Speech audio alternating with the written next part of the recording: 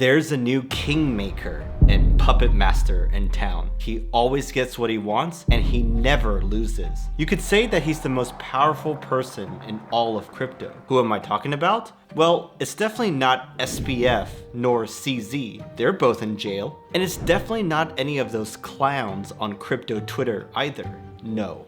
The person I'm talking about is none other than Larry Fink, the CEO of BlackRock. And if you're not familiar with his story and what he's doing in crypto, then boy are you in for a shock, as his master plan to reshape the crypto world is unfolding before our eyes. And it affects all of your investments, every single one. You see, back in 2022 and 2023, things were bad. We were well into a bear market when FTX collapsed, which pulled the rug from under us even further. SBF, who was the poster boy of the crypto world, was buddy-buddy with a bunch of high-profile politicians and regulators. He was a huge donor to many of them and was instrumental in shaping their views on our industry. But when his house of cards came crumbling down, this made a lot of them turn on us. It really felt like SBF was keeping them at bay, but when he was out of the picture, there was no one else to hold them back, so they started to attack our industry.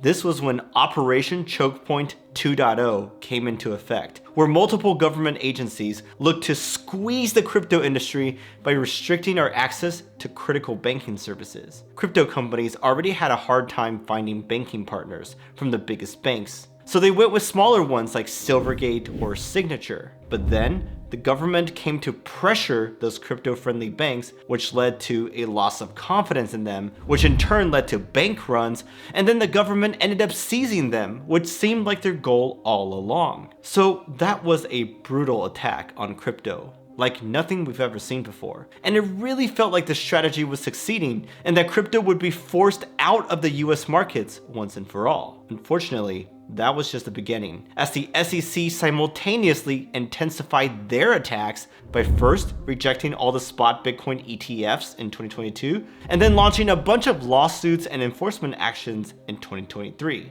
All of this was orchestrated behind the scenes by Elizabeth Warren, who proudly advertised that she was building an anti-crypto army. The rumor is that she made a deal with President Biden that let her dictate his economic policy in exchange for her support during the last election. So as she hated crypto, so did the Biden administration, who had the full weight of the federal government behind it. Anyways, all that stuff was going on in the midst of a brutal bear market. And if you were around back then you'll know how dire things felt. But what happened next was a turnaround for the ages that no one saw coming. And it all started when Larry Fink entered the arena. But here's the thing, he wasn't always a fan or supporter of crypto. In fact, he used to be a hater like Warren Buffett. In 2017, he said that Bitcoin was only for money laundering, following Jamie Dimon's comments calling it a pet rock. The BlackRock Investment Institute also told their clients not to buy Bitcoin unless they were prepared to lose everything. Fink further shared that their rich clients were not interested at all in crypto. Don't your clients want crypto exposure? No, I don't believe any client has sought out crypto exposure.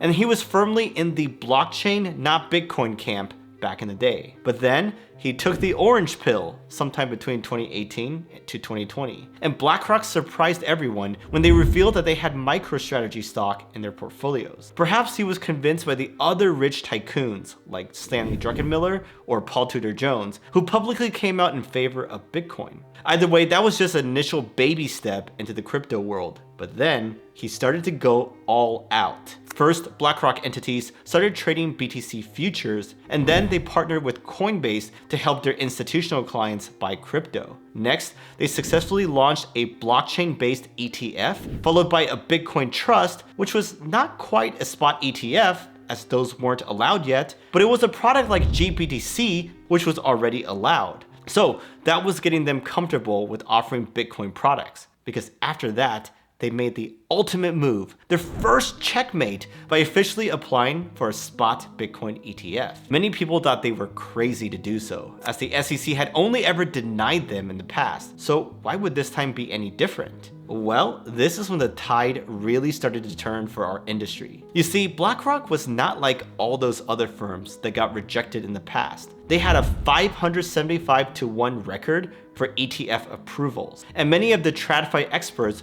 were on the side of BlackRock for this Bitcoin ETF application. So as the months passed, their ETF approval looked more and more likely, and finally on January 10th, their spot ETF was officially approved, just like the experts said it would, and just like Larry Fink expected and demanded. So that really showed his puppet master skills and his ability to influence the powers that be. Because it really wasn't until he entered the arena that these spot Bitcoin ETFs were even seen as a possibility. Heck, most of us crypto veterans were cautiously optimistic because we were let down so many times by the SEC that we really didn't believe that it would happen until it did. But like I said, that ETF approval was pretty much consensus with the experts, so it was to be expected. But what happened next was an even better proof of his power and influence. You see, BlackRock had also applied for a spot Ethereum ETF back in November of last year. Its decision deadline was in May of 2024, but the SEC showed no signs that they were going to approve it, especially since Elizabeth Warren and other Democratic politicians were mad that the SEC even caved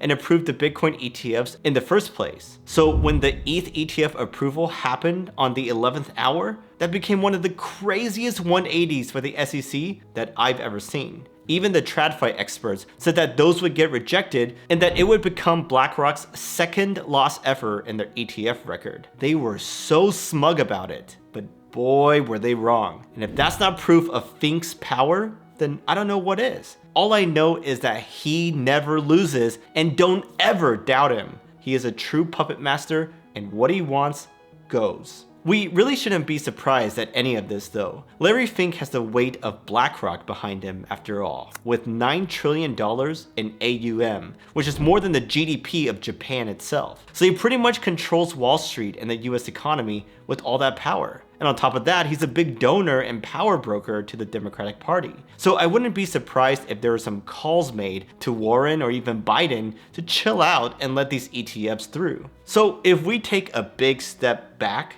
and look at the state of things, we see a much different landscape than 2 years ago. Now, there's a groundswell of bipartisan support and more mindshare on Capitol Hill than ever before. For example, there was that bipartisan vote to overturn an SEC rule, which is a huge slap in the face of Gary Gensler, and it happened with a bunch of Democratic support too, even in the face of a Biden veto. Then there was that FIT21 bill passed by the House, which would legitimize the crypto industry further and neuter much of the SEC's power. All that happened in the span of a few weeks surrounding the surprise ETF approval. And even the Biden administration came out and said that they're willing to work with the crypto industry, something that would have never happened in the past given their refusal to engage with us. It looks like Elizabeth Warren's anti-crypto army is in shambles, and the tides are turning. But none of this would have been possible without Larry Fink and what he's been doing behind the scenes. So anyhow, what does this all mean for us besides thank you, Mr. Fink, for saving the crypto industry?